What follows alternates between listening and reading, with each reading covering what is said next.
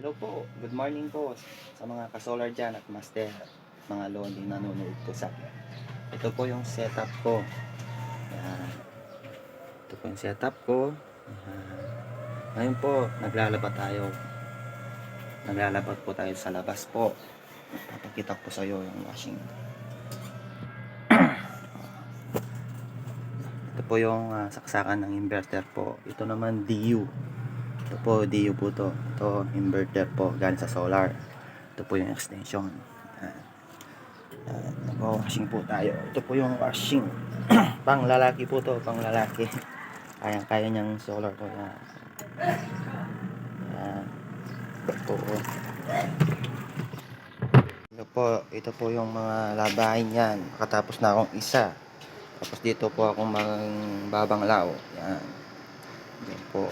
Ito naman po yung dryer po. Dryer. Dating automatic, ngayon dryer na lang. Nasira na po. Yan. Mamaya dyan ako magda-dryer. Ayun po. Yan, magda-dryer na po tayo. Yan po yung extension. Yan. Punta dun sa dryer. Gumawa po ako ng extension papunta sa dryer. Yan, nagda-dryer po tayo. Yan na po. Yan po sa kanya. Yan, nagda-dryer po na tayo. Like and share na lang po kung nagustuhan nyo. At saka follow na rin kung mapusuhan nyo. Maraming salamat po.